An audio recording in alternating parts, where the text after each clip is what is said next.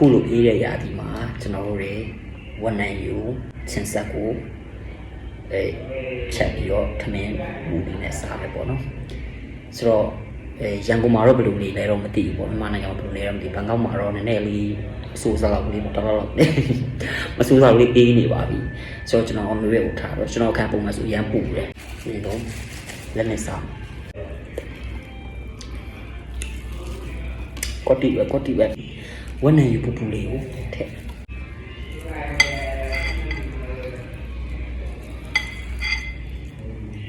စားကြပါဦး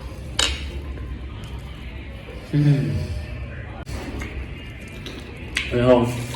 切成的看你补了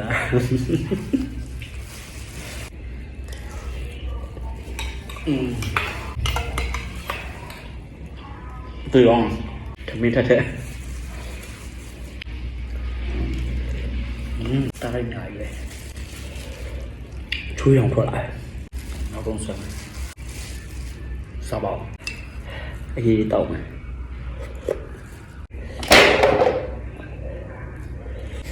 cùng với Bobby,